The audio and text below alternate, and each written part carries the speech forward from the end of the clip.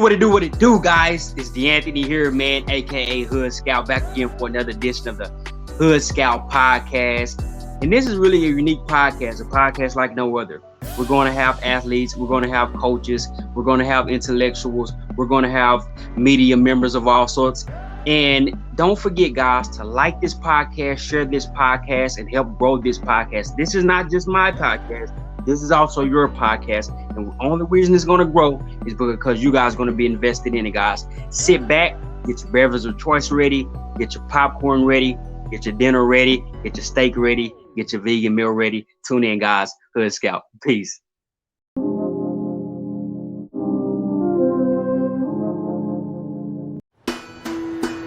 Chicago is the greatest city in the world. When people tell me they're from Chicago, I know they have the biggest heart of all. I started Goode Foods in 2003 to bring good nutrition to our community. All of our vegetables and beans are grown in the Midwest by cooperative farmers who have been around for over 100 years. I appreciate the fact that Jewel supports us in everything that we do. They're an important part of our community. A few years ago, we partnered with Jewel to give away 30,000 cans of Goode Foods beans and vegetables to the Northern Illinois Food Bank, and it was a great, great day for us. We have some corn, avocado. Would you like a sample? Our main focus is to let the people know we're the local guy. I really love interacting with our customers, especially during the demos, because you get an honest reaction. Chicago people are gonna always let you know exactly how they feel. It's really good.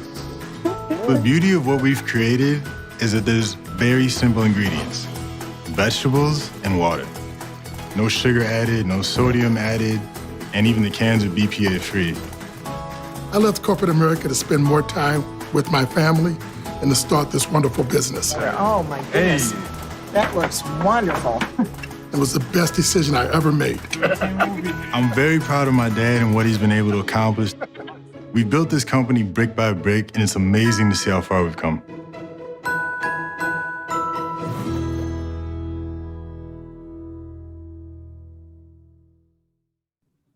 Hey, what it do, family? Welcome back to another edition of the Hood Scout podcast. Today, we're going in a different direction, and a direction that I wanted to go, because I don't just want this to be a sports podcast. We're intertwined in education, business, and all of those type of things. So without further ado, I got a business owner with me. Tell the people who you are and where you're from. Well, yeah, man, thanks for having me on the show. My name is Andrew Johnson. I'm the president of Goode Foods, canned beans and vegetables, based out of Chicago, Illinois. Now, let me ask you this, Andrew. We kind of talked a little bit before we went live. I just found about your company not too long ago. Very impressed. We'll lead up to the company. Before that, talk a little about who you are, where you're from, where did you grow up, and how's that experience for you?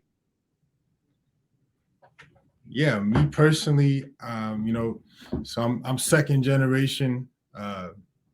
My father started this company, but personally grew up in the northern suburbs of Chicago, about 45 minutes north. And I started really out in PR and marketing. Went to Loyola University, Chicago. Out here, go Ramblers. And I transitioned really from PR to marketing early on. And I worked as a artist management for a couple of years, back when hip hop was just blowing up. Everybody and their mama was rapping. I was doing numerous amount of things in the hip hop industry, club promoting. There was just so much culture going on, back then, that 2014 era. And kind of what happened was in that time period, my father, he had started this company, transition. Now we're talking in business.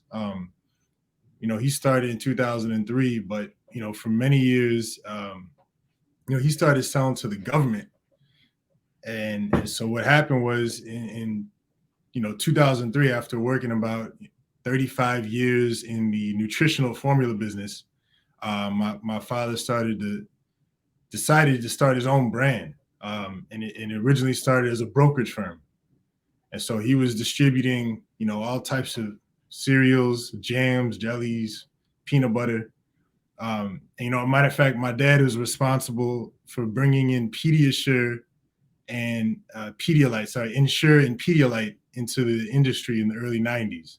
So he was part of the sales team that led that, under Abbott Nutrition, which is one of the biggest pharmaceutical companies in the world, really.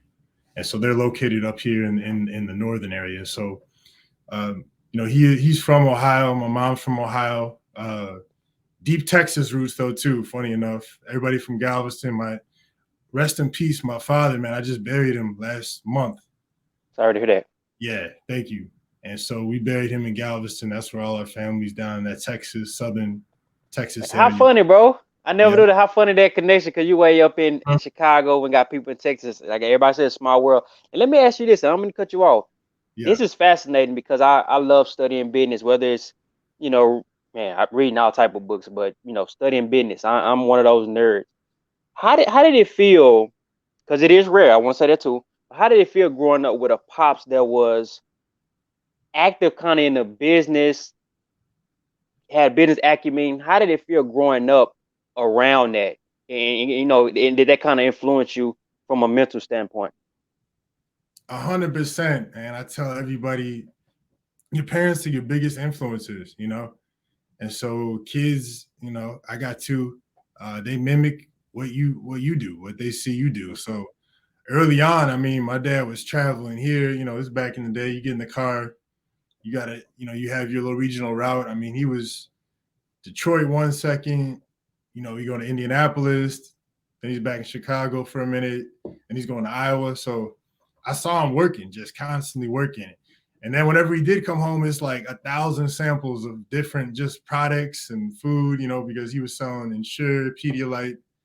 We were never short on baby formula, him working for, that nutritional formula company, Abbott Laboratories. So it was awesome, man. And I definitely took it for granted. Looking back now, I can say it's awesome. Back then, it's your dad. That's all you know, right? Mm-hmm.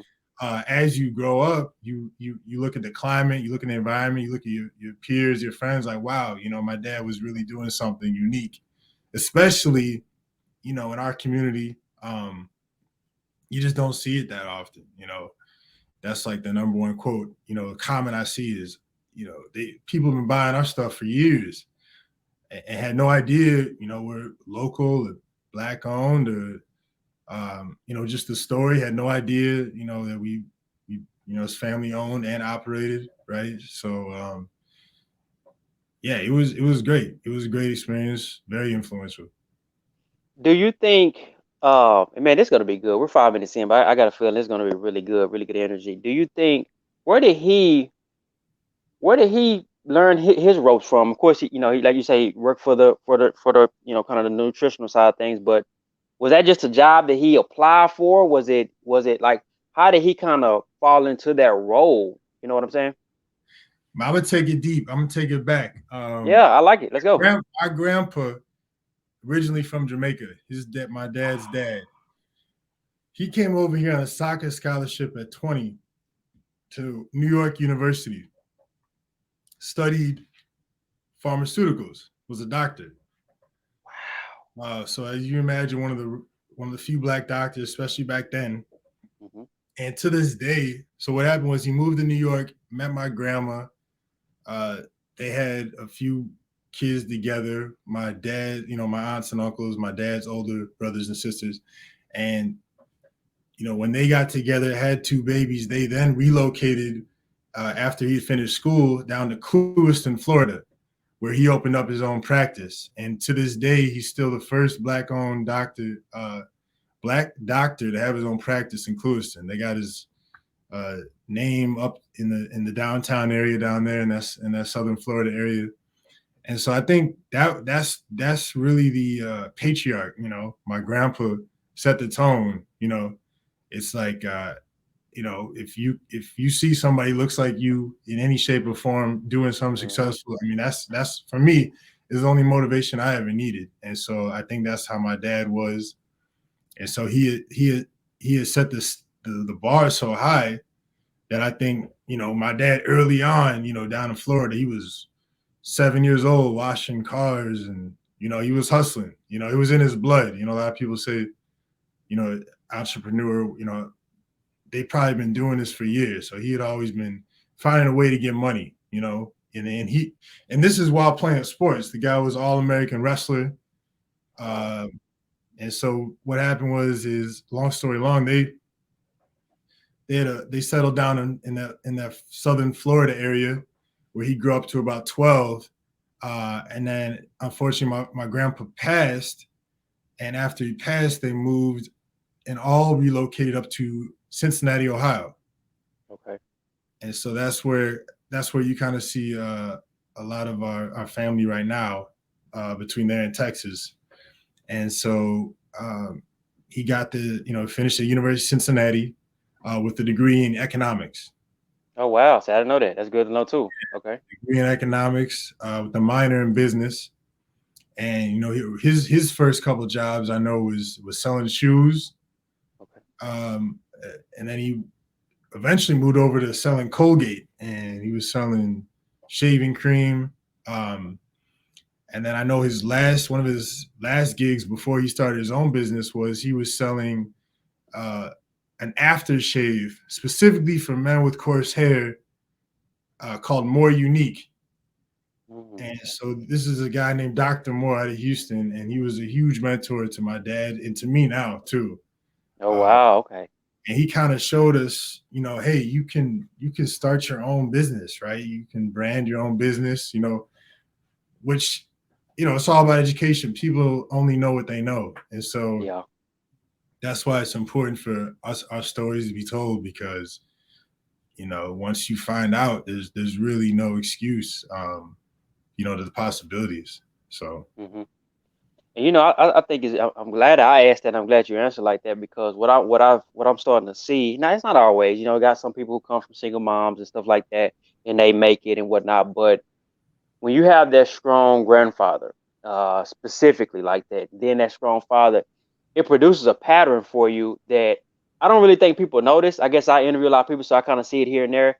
But I was wondering where it came from. So it's like your grandfather set that blueprint for you. So let's get back to you, man. Let me ask you this: where did the Texas roots come in this thing at? So the Texas roots. So we have, it's a Creole connection down in that Louisiana, Texas area. So originally from Louisiana, my great now this is my mom's side. Okay. Grandma's. So your mom is will be considered African American.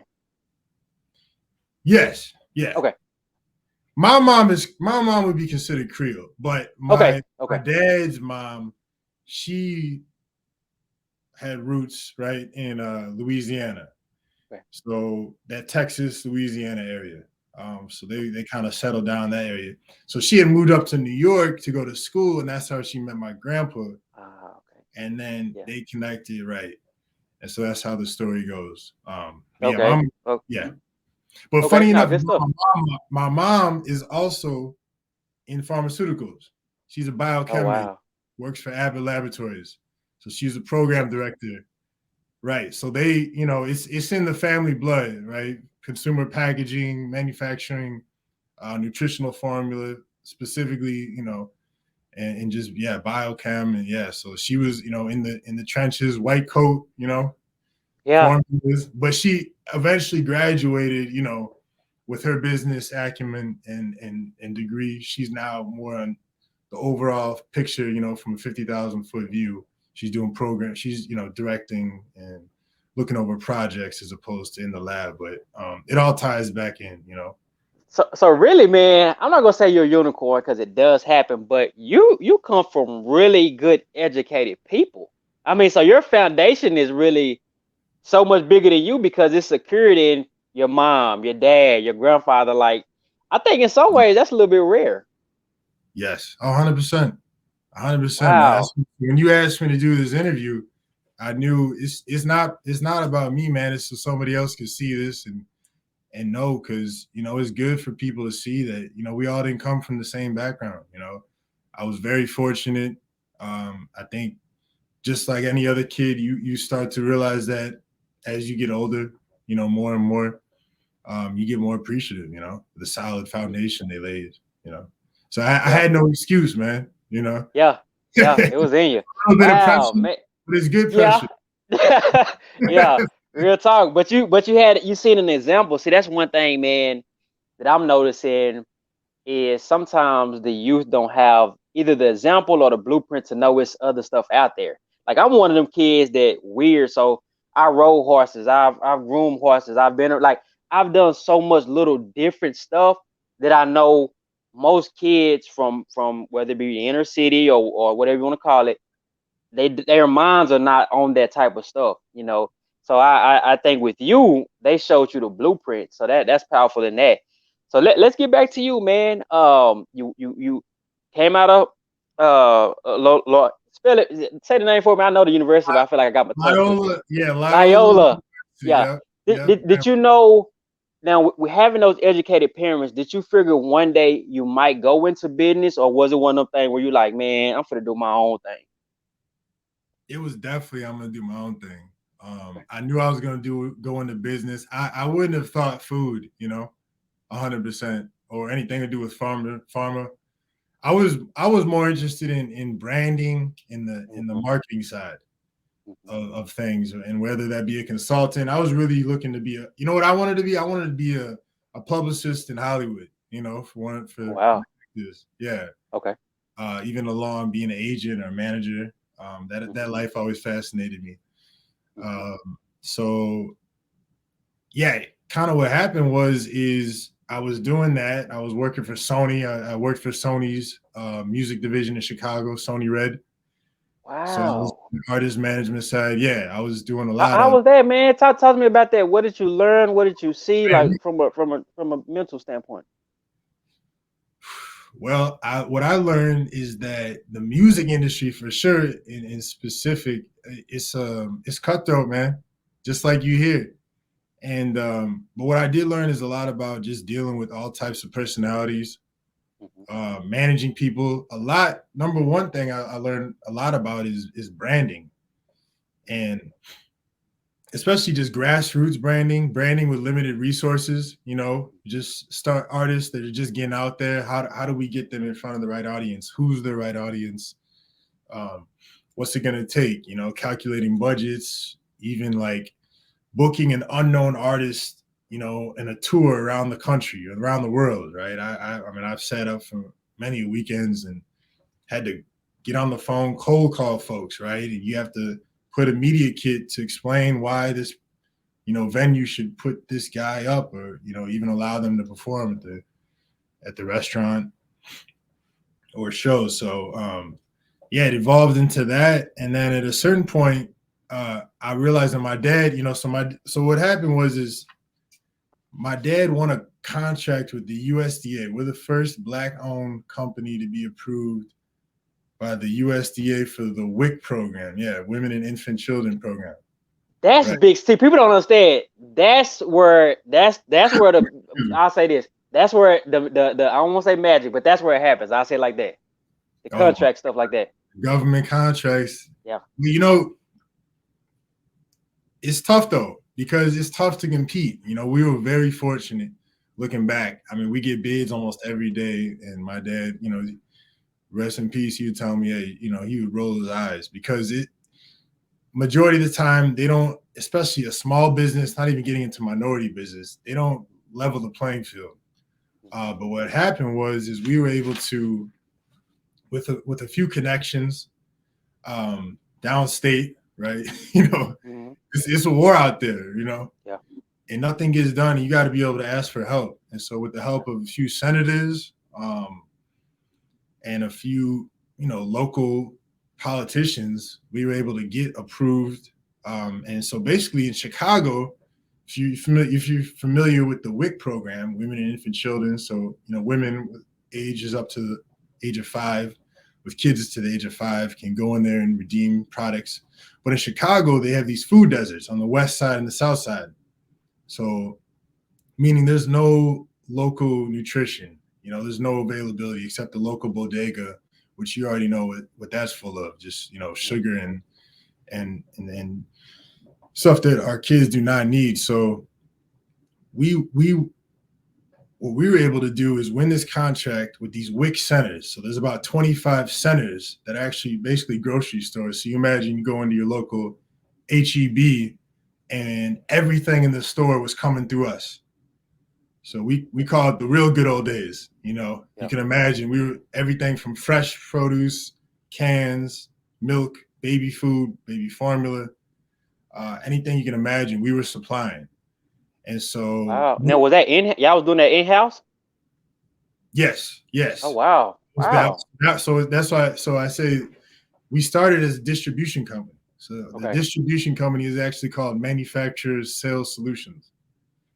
And so we were a brokerage firm. We represented Jacobson Danish cookies. If you ever see those blue tin cookies, on the holidays, yep, that was us. So all that we were getting a piece of. And eventually, what happened was we won the contract. So we were supplying.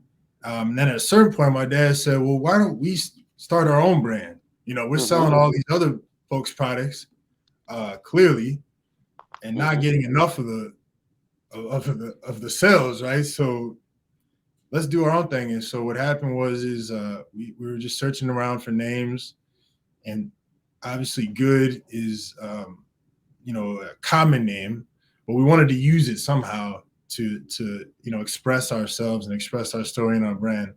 So which was taken up, obviously Goode Foods, you can imagine. But our lawyer had an idea and said, "Hey, why don't you throw an E on it?" We're like, "Oh, okay." Yeah. And funny enough, we have a great aunt whose last name was Goode. Go figure. Tying it back to the roots, right? In the Creole roots. So it was Good Day, she pronounced it.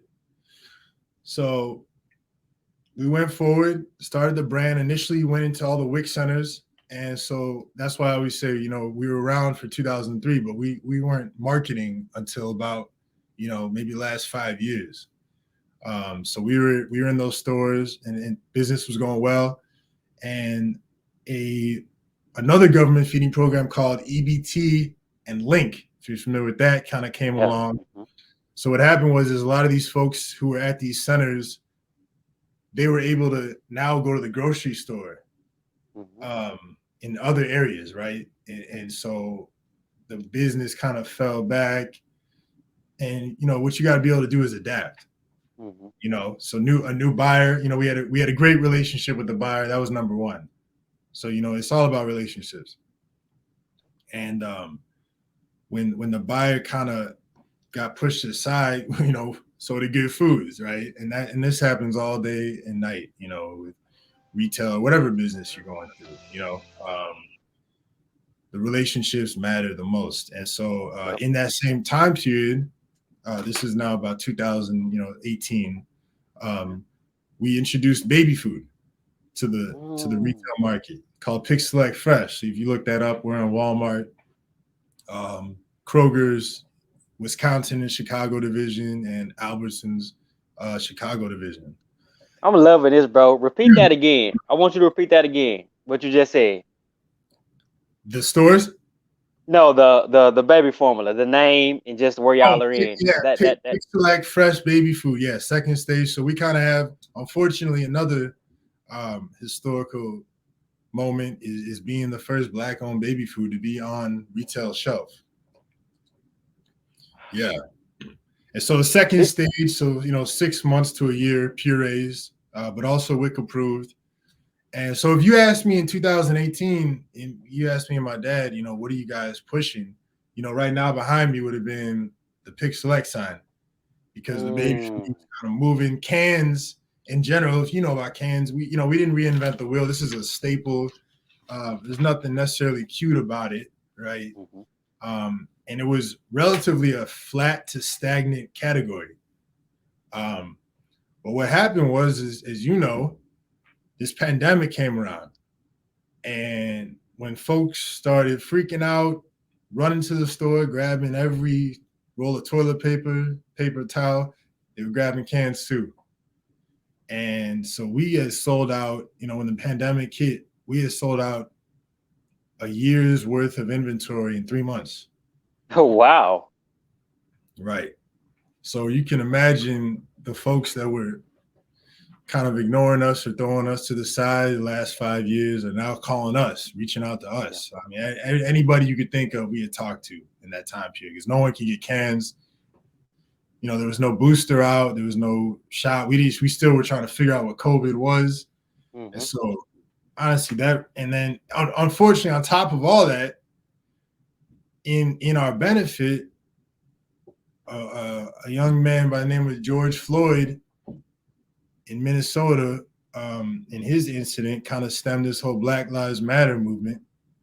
And so everybody was looking for a Black-owned company to work with. And so the timing couldn't have worked out better for us.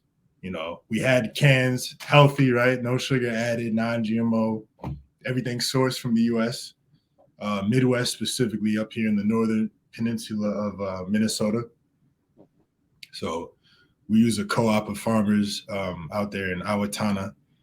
And, you know, basically, we grew about 700%. Wow. So we went from about 200 retail stores, mind you, I'm saying retail stores, to about, 3,000, a little over 3,000 we're in right now. Wow, 3,000. That's crazy. Man, it is so many different areas I want to go with this, and I'm loving how you're just carrying it, because as you're talking, my mind is just going. And when you say 3,000, what region are we saying? Are we saying specifically that northeast area, or is it spread out abroad? I would say it's more like the central part of Illinois, the central part of the country. So as far north as Minnesota, and then as far south as Galveston, and then as east as Virginia, and everywhere in between. Wow. So it's more go ahead. I'm sorry. Midwest, southeast region. Okay. How does, and I was going to ask you something else, but I'll get to that in a little bit. How does the funding work in these situations? Because we know that, if you study business and stuff, a lot of times that the funding and all that is kind of a big issue for companies getting off the ground. How did that funding work for you guys? Was it strictly you got those contracts and that kind of help you guys economically, or did you guys have to go through different avenues to get off the ground in that regard? Well, great question. Cash flow is everything, Fortunately, my father had worked, and he'll tell you this, it's good to, everyone's not built to be an entrepreneur. And also it's good to work in corporate America to get that experience. It's good to work for somebody else for a while, because A, you're going to gain experience. B, you're going to be able to get your cash up, save up, so then you can in then turn start your own business. And so it's, private family held company, since the beginning and to this day. So, we're on the shelf fighting against, these private equity firms with billions of dollars to spend. I was just telling my broker, we were talking on the phone earlier, my Midwest broker, and excuse me, my little boy gave me something, man. It's going around. Oh man. I got 2.5-year-old and a 1.5. Oh, okay. I gotta know how that is. Yeah. Excuse my voice, but we kept flipping, right, and making sure your flow. You always got to make sure you got more coming in than is going out. That's that's rule number one. Anybody running business should know that. But yeah, man, it's been a flip. Every now and then, Lord will bless us with a loan we don't have to pay back, but it's all been bootstrap, brick by brick. Wow, that's what I wanted to know. Wow. Yeah, no investors. Yeah. Wow, that's very. And that's where I think the brand and the equity in the brand has really been highlighting. Because you can buy your way anywhere, but is it profitable, right? And so that's one of the things what I was saying about my broker is that we were talking about just Green Giant, for instance, and they've been on sale. If you look on the shelf for like 3 years, 10 for 10. Yeah. We go on sale for 2 weeks, 3 to 4 times a year, right? That's the traditional, temporary price reduction schedule. And so, these types of companies, they got holding firm. So they got 10 other brands they're making money off of. They can sustain that loss on Green Giant just to kill us and put us out of business, So yeah, it's a battle every day, man. But I love it. I look at it like, you can relate to this. It's like a sport. To me, it's a boxing match, right? They go Green Giant or Bush's goes on sale for $1.20. Then we got to hit them back with the 99 cents. And, they come out with the ad. We got to come out with something to combat that, So it's exciting, man. I love it. I love what I do. 28 minutes here in Hood Scout podcast, talking business today, and I'm loving this. Let me ask you this. In the midst of you guys building, and you're kind of in some ways you guys are in your own lane, kind of that one-on-one feel, but were you like, let me phrase it like this.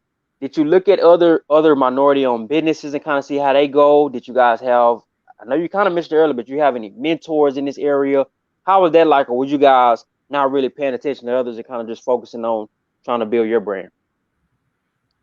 Man, we were focused on our brand. That's all you could do. Because when you start watching other folks, it's good to obviously you want to be aware, right, of the category and the climate. But your uniqueness is what's going to set you apart. That's a nugget. Yeah, you gotta do. Anything you do, you got to do it in the space that you would do it. Because otherwise, you're going to be a commodity, right? You're going to get looked over. And so we always tried to follow our own path. But I will say, Goode Foods, which was originally Black owned and actually the first, kind of the godfather of this Black owned canned vegetable, category. Definitely, seeing him, I know inspired my dad to say, okay, and unfortunately they had to sell out. Who did they sell to? Margaret Holmes. Okay. Yeah, I remember Glory because they had the greens and the I feel like they had a few other things. Yeah, seasonings. Yeah. Wow. Yeah. Okay. Wow. But there's a lot of great Black food entrepreneurs, especially in the Chicagoland and Atlanta area, that they don't get highlighted for whatever reason, right? The story is missed. The stories are amazing. I mean, I can tell you so many, another conversation, but that it's important. Like I said, I wanted to come on here and tell this story because folks, they don't know. I mean, how you're reacting is how I usually get, a reaction. Yeah. And I think it's so important because, like you say, we just don't know it. Like I said, some of the things I know just because I'm curious, but even within, you got to search for it. So it might be a meat packing company here, it might be a sausage maker here, it might be and it's a soda maker here. But it's still very rare that you don't hear those stories, and I think we don't hear them. The children don't really have nothing to look up to. Let me ask you this. Chemistry, and I know somebody who was trying to make skincare products, and I have a little small company myself one time, but but chemistry and all that. So when you started your brand, I know you said your mom was a chemist, but did that play a big part in the brand, meaning how to make certain stuff, or did you guys have to reach out to second parties? How did that kind of work? It was definitely a combination of both. Okay. Meeting with a handful of co-ops of farmers. We had to visit, multiple factories. And, our thing, especially being WIC approved, is very, very restricted as far as, dietary. And so, no sugar added is like a number one component for being WIC approved. So, folks will pick up the can and see, it's a little higher end priced. But that's because there's, it is a healthier product, no sugar added. We have an all natural line with no preservatives added. So we do offer a couple of options within the line. Well, and I kind of asked this earlier, but I want to hit on it again. Now, and I'm sure you can name them, but what specific stores are y'all in? Can you name a few of those stores? Yeah, Kroger, Meijer, Walmart, Midwest, and then a handful of independent chains out here in the Chicago, Indiana area. Yeah. So now you got, yeah. Go ahead. No, you go ahead. We'll be rolling out very soon out west and out east. So Okay. any folks listening, I know that's like the number one question we get is about distribution. And last year it cost $5,000 to send a truck out to California. This year it cost 10. So you do the math right.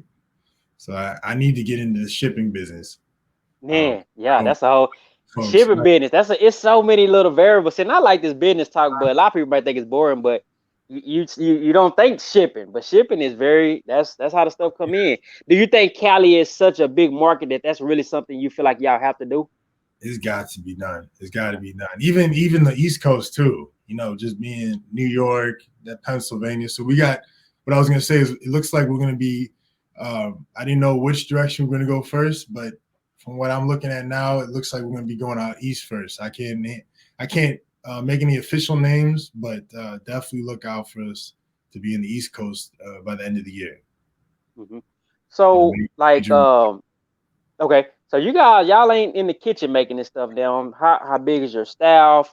And I see the sign behind you, or y'all in like a centralized location, like because you could think small business, you think somebody grandma making the beans in there, and this is a little right, bit bigger than that. right, yeah. So we have about 15 folks on our staff, and then we outsource a handful of people from brokers, certain warehouses, different accounting systems, payroll systems. But yeah, for the most part, I apologize. No, you good. So I call you, man. So we'll get wrap it up in a second. Do you need to Wife. go right now? The You need wife. to go right No, now? no, Okay, no. We're okay, good. okay. Where do you want to take this thing? You don't got to get your secret sauce because I believe in some stuff and anonymity, but where do you want to take this thing on the branding side? Because that's actually an area I like branding. How do you kind of plan to grow the branding side of things? We have some. Well, I'll tell you this: we have a really cool new label rollout coming out that I've been working on. Whole different graphic design. It's going to be friendlier, earthier, more organic looking. I think the folks gonna really like it. It's gonna stand out on the shelf a lot more. So look out for that. That's gonna be coming up, and we're gonna be announcing that. And just continuing to push our story. One thing we always struggle with is for the most part, man, folks that buying our product are higher educated, higher income, suburban housewife, and that transcends race, whatever, Yeah, true. African Yeah, very American, good point. white, Hispanic. But what we do notice for sure is that when people find out we're Black owned, there's a deep connection. And we see a great response to that. And that being said, everybody eats beans and vegetables. Yep. So if you look on our package and our logo or whatnot, our branding, we don't necessarily just call that out. We're not screaming that out because there's a lot of folks who, they don't care who exactly what color the person is, right? But then there's people who do. Yeah. And so what we've done is just stick to the family owned, right? Family owned, that transcends any type of color, race, gender. I think that goes across the board of how to relate to someone. Everyone's got a family of some sort. And so we're going to continue with that, just pushing the family owned aspect, pushing the story, being healthy. And we're gonna be online a lot more, which is how you probably discovered us. Continuing to work with great folks like you and your show and influencers, and we'll be popping up doing some demos too around the country. So look out for us coming to a city near you. I'm gonna tell you something that's powerful. Y'all are making sales. Growth is going, and I'm not gonna say y'all don't have a footprint on social media because you guys do, but it's like in a way the beginning of it. Like what I'm saying, it could be even bigger, and it's like I'm glad that y'all are able to do good right now, because it's like, if that's any indicator of the future, once this machine of media get going, you can continue to take it up to another level. Right. Talk to me. What does your day look like? What's a day in a CEO day look like? And then how are you learning? How are you learning how to be a better business mind at this point? Every day, so it's a learning curve, man. Um, I would be remiss to say that my father passing last month hasn't affected everyone in the company. You know, Mm, he was, he had a presence, especially in the industry. Been working for 45 years, yeah. and so right now it's all hands on deck, man. Um, he passed from pancreatic cancer, so nobody expected it. If you ask him, he's gonna live for another 30 years. Yeah. Um, but for me, day to day is getting up. Number one thing I do, to-do list Okay. every morning. Write down what I got to do. If Mhm. it's not written down, I rarely get through it. Whether that's on your notes on your phone, just writing down. Me, I personally like to write it down with the paper. Mhm. And the next thing I do is, for the most part, I'll either, if I don't screenshot it, I'll send that list to the team, because that's what you got the team there for. Mhm. To My dad always said is, we're here to make his life easier, right? Yeah. You know, so I try to embed that in our team. It's like, if you guys are going to respect me as the leader, then you should, we need to follow this agenda, and anything that I can't get to, you guys be able to get to. And so to me, it always starts with the to-do list in the morning, and then I check it off, and then whatever I didn't do, at the end of the day, I'll put that on the next, today, the next day, for that to-do list. And but yeah, usually, man, it could be anything from Zooms, from doing an interview. I got to go to the warehouse later, pick up some samples. I talked to our broker earlier. I met with Mhm. Target on Tuesday. Big time. Yeah, I met with Target, and luckily now it's a lot less traveling. But before, man, I was, for instance, Walmart. I had to go down to Arkansas, Bentonville, do Yeah. that whole dance, and man, I was, we started out delivering from the trunks of our cars, store Wow. to store, man, store to store. You imagine I'm pulling up, because a lot of people don't know how the business works, but that's not typical, especially president of sales. Like, I'm delivering it, I'm selling it, then I'm delivering it, and then I'm making my own display in the store. And Yeah. so we did that for maybe about a year. Realized it wasn't it wasn't feasible. It Mhm. wasn't profitable for me to be driving around. And so we pulled it out of the stores. And about a year later, we got a call inviting us down to headquarters to present the brand. So we told the story, and immediately the buyer was like, "What?" And he was impressed, um, and very inspired, I think, by the story and just the fact that we were out there hustling like that. So he gave us, the Midwest, and so Mhm. now we ship truckloads directly, to the Walmart warehouse.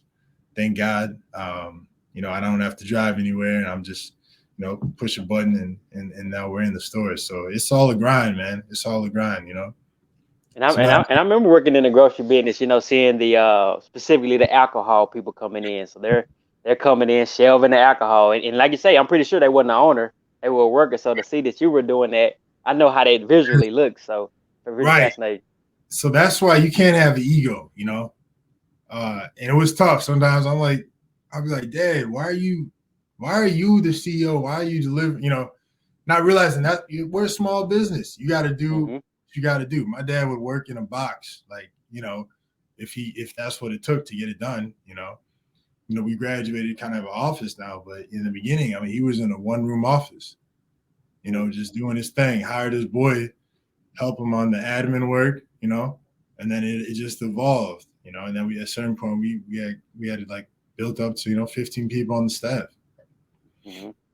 I want you to tell me where people can find y'all at website and products, and then like are you? Because you look young, you look like you're around my age. Are you Well, finding yourself? Let me ask you this: what year did you graduate high school? 2010. 2010. Yeah. Okay, I got 4 years on you. Okay, well, you look young. You know they say black don't crack. Right? You look pretty young, man. I know, man. I figured you were around my age, but you just don't know. Close it down, man. You made my day, man. Yeah. Yeah. So I feel like, man, you probably, so you still young, bro. Like you probably learning on the go. Are you one of these people? Are you reading books or listening to books or watching these seminars of other people? Or you just, like I say, just learning on the go in this thing, and then talk to people about where they can find you, and we'll wrap that up about 45 minutes in. Man, every day you gotta learn. You know, I read. I'm a big What you read? big podcast guy. Podcast, okay. You know, sir. You know, for instance, one of my favorite books is the Sport of Doing Business by Mark Cuban. Very short read, but it just shows all the trials and tribulations. You wouldn't have known that. You know, this guy's a billionaire now, right, on Shark Tank. And I mean, hearing the stories, you know, him sleeping on the ground after college, right, for years before he touched his first million. And I'll tell you one guy I definitely follow for sure is on the marketing side is Gary V. If you're familiar with him. I'm not. Gary V, man. Yeah, definitely. If you get a sec, check him out on the content side and like kind of just the branding side. Very, very good motivational speaker too. Okay. But constantly, man, YouTube University, man, there's no excuse, you know? Yeah. You know, you don't have to go back to school, you know, some special, you don't got to go to UT or University of Houston, yeah. pay $50,000 to learn, you know, if you have the dedication, you should be able to, there's too much information out there now. Yeah. You know, it's regurgitated. You got to filter it out. There is some trash out there, but if you're willing to find it, man, but definitely check out Gary V. He's definitely got some great ideas, and his story is so similar. He built his dad's wine business up from like 6 million to like 40 million, and they sold it. And so I've always been super inspired by him and his story. Wow, that's good, bro. Yeah, man. Yeah. And you can find us at Kroger, Meijer, Walmart, Fairplay, Caputo's. These are all Chicago independent chains. But number one thing is go to goodefoods.com and check the store locator and put your address in. You'll see everything pop up that's in with your radius. And then Good Food on social media, right? What social media platforms you guys on? Yeah, Good Foods. Yeah, follow. Yeah, TikTok, Instagram, Twitter, Facebook, and we're slowly getting into YouTube and YouTube Shorts and that whole world. Now, dude, I'm gonna put you on the spot here, man. Family-owned business. I know it want to stay that way. You know, somebody come try to offer y'all a deal. Are you saying no? We're gonna keep this thing like it is, or what? You know, I'll never say never, man. Okay. Never say never. You know, you got that's one thing I won't do is I don't have too much pride to know, you know, when to say no or when to stop. But man, I got 2 boys, you know, the whole thing about Good Foods, man, is never give up. You know, the mission is family owned and passing down to the next generation, you know. Big time stuff too, man. Right. Like that blueprint, bro. That family blueprint, which everything starts in family, in my opinion. That the to the son seeing that strong male role model, that's so important. So we're 46 minutes in, man. Giant, if Green Giant comes in with a nice chunk of offer, man, I'm gonna be down the floor. No, real talk. Joker say, gotta make if it make business sense, it make business sense. Hey man, Andrew, man, let's not make this the last time, man. I enjoyed the energy. I enjoyed this episode. I'm gonna share it on my Twitter, and I got a few different. I got a bigger Instagram page, so I'm gonna share it. And send me the links to your website. And man, 47 minutes of your time. Thank you, bro. Y'all keep climbing up the charts, man. I think this is just the beginning of it. Hey, that means a lot, man. Appreciate it. And congrats on your show. And I'm gonna continue to support, man. Anything I can do, let me know. Okay, take care, brother, and God bless. You too. Okay, peace.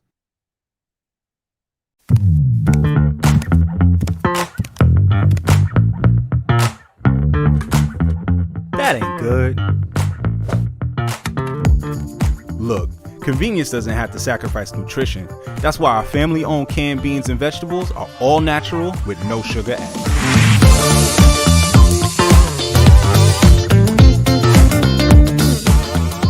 If it's good, it's good.